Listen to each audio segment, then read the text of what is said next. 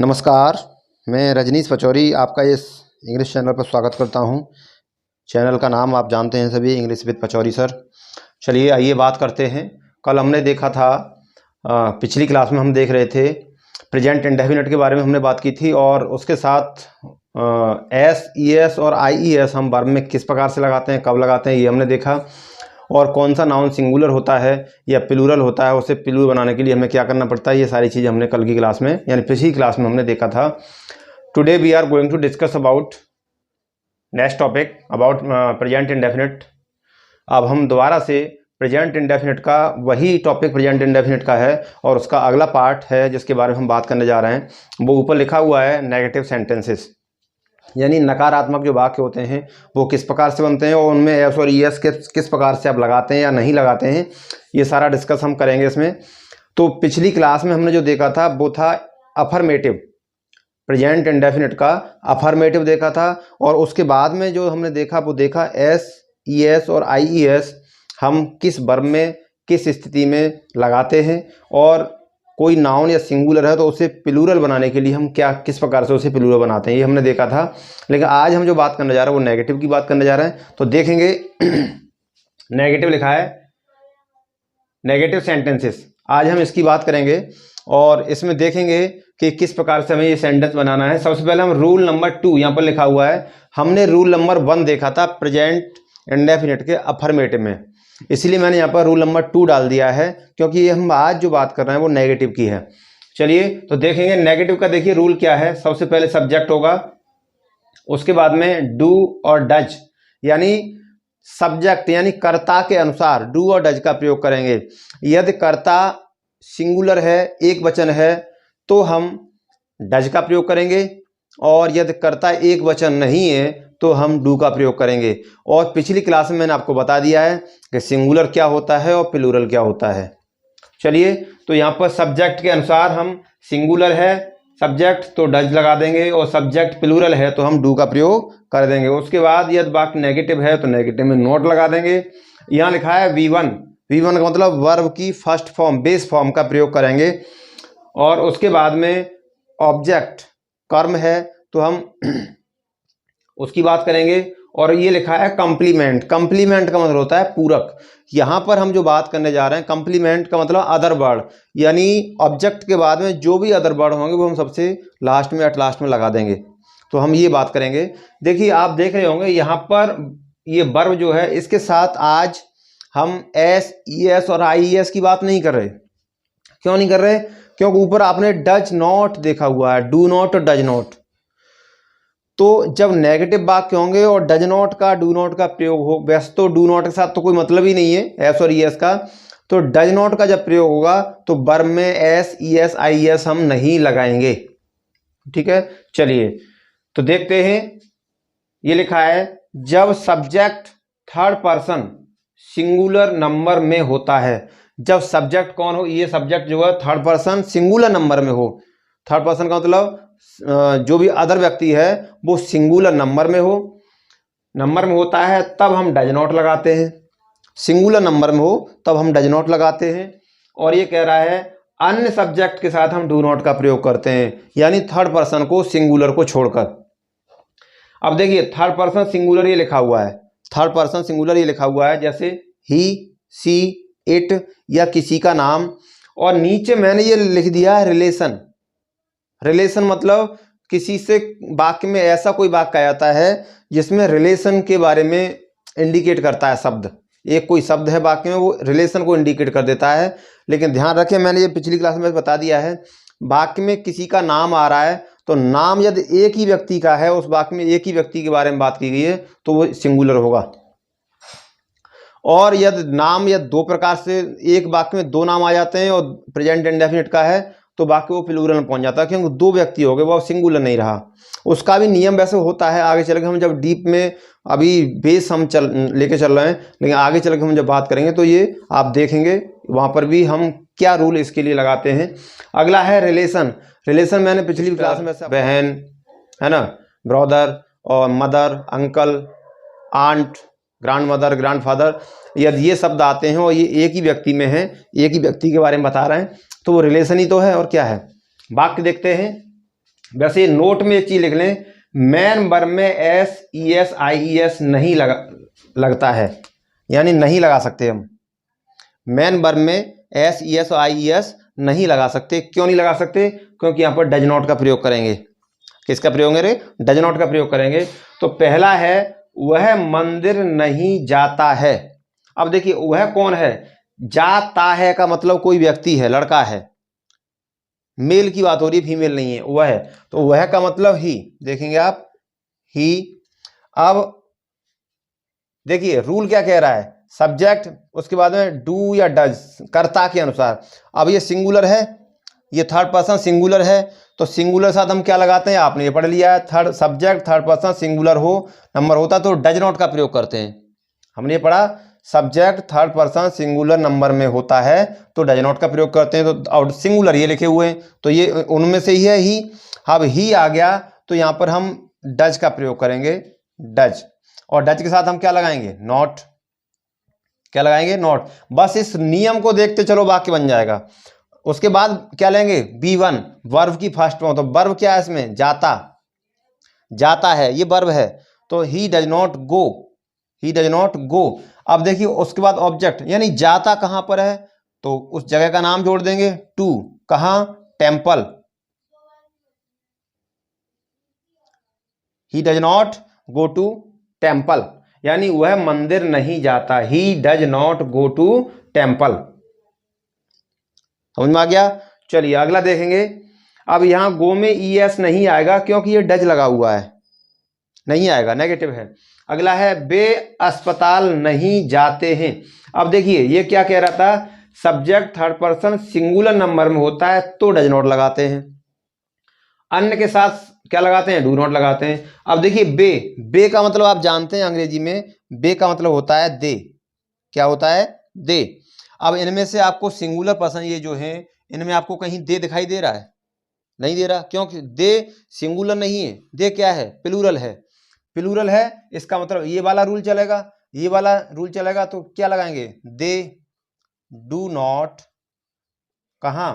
वे अस्पताल नहीं जाते हैं, दे डू नॉट। अब जाना क्या है? जाना है, जाते हैं, ये वर्ब है। They do not go to hospital.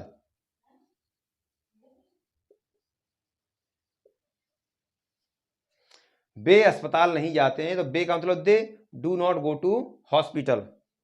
अगला है, चपरासी घंटी नहीं बजाता है।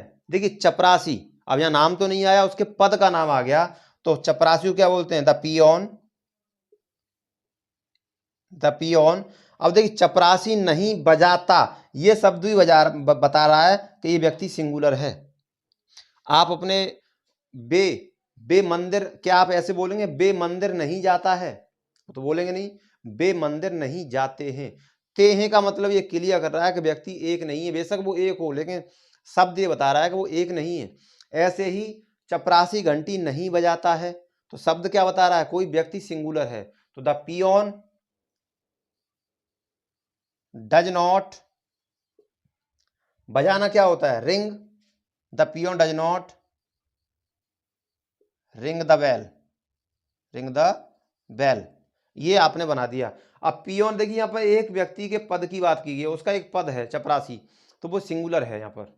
अगला है, मेरे पापा कार्यालय नहीं जाते हैं। क्या आप ये बोलेंगे मेरे पापा कार्यालय नहीं जाता है? भाई सम्मानीय है, रेस्पेक्टेबल वर्ड है, पापा हैं, तो नहीं जाते हैं, तो नहीं जाते हैं। अब देखिए यहाँ पर क्या आ गया? रिलेशन आ गया, नहीं आ गया? रिलेशन की बात चल गई, नहीं चल गई? तो मेरे पापा यानी माई फादर, क्या?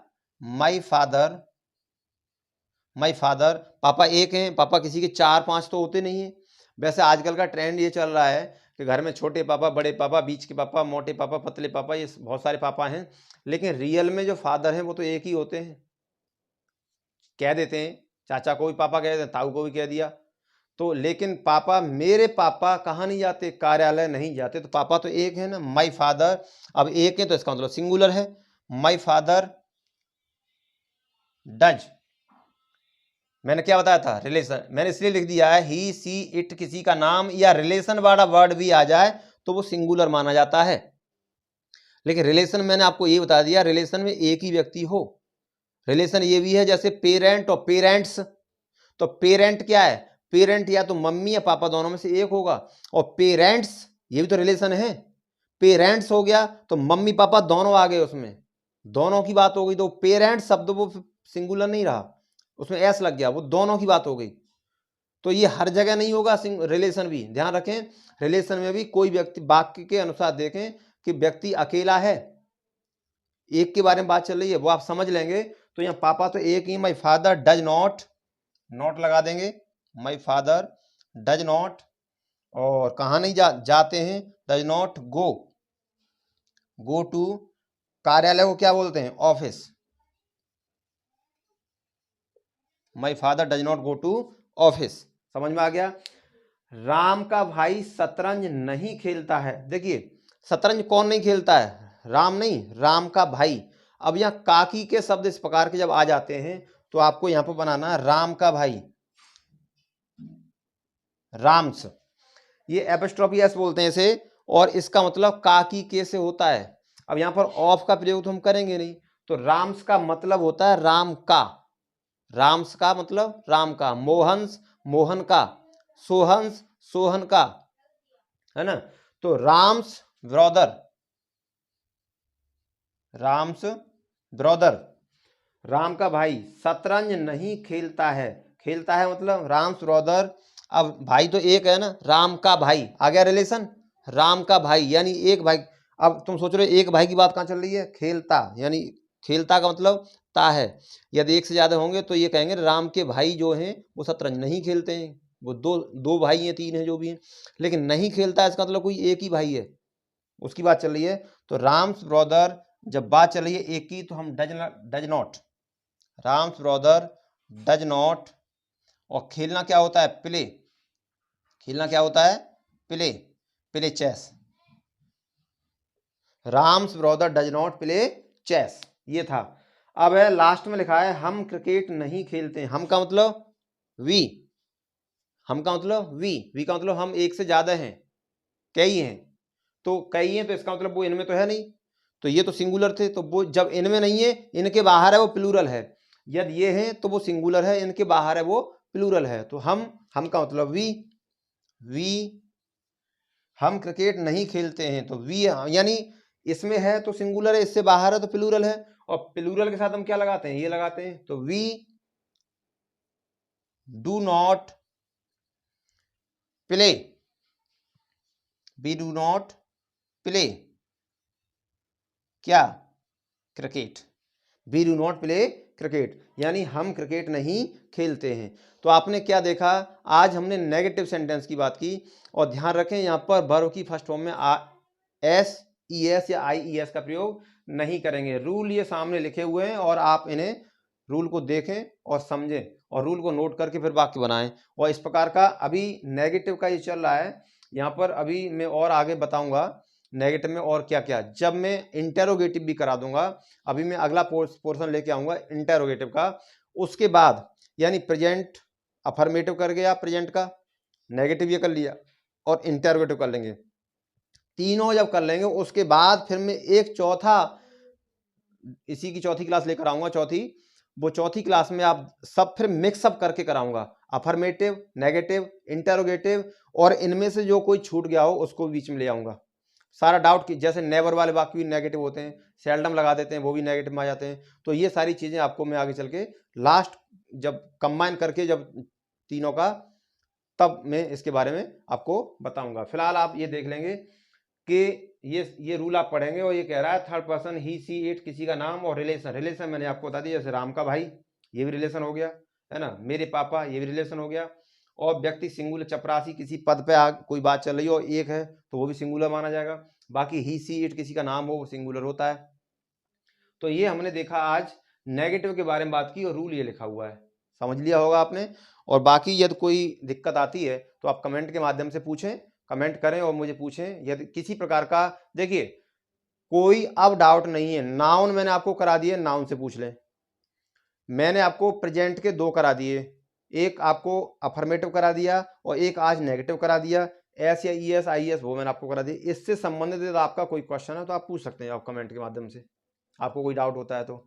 बाकी अब इंटेरोगेटिव की बात हम करेंगे, उसके बाद जब तीनों खत्म हो जाएंगे उसके बाद हम एक कंबाइन लेकर आऊँगा, उसमें मैं अफर्मेटिव, नेगेटिव, इंटेरोगेटिव तीनों को मिक्सअप करके बात करूँगा अगले इसके बाद में। तो चलिए आज के लिए इतना काफ़ी है। वीडियो को लाइक करें, शेयर करें, सब्सक्राइब करें, अन्य लोगों तक पहुँचाएँ। धीरे धीरे आपके पास पूरी ग्रामर पहुँच जाएगी, इंटर लेवल की पूरी पहुँचेगी। मैंने बिल्कुल जीरो से चालू किया है। चलिए आज के लिए इतना काफ़ी है, अगले टॉपिक के साथ फिर हम आपसे मुलाकात करेंगे। तब तक के लिए विदा लेते हैं, नमस्कार।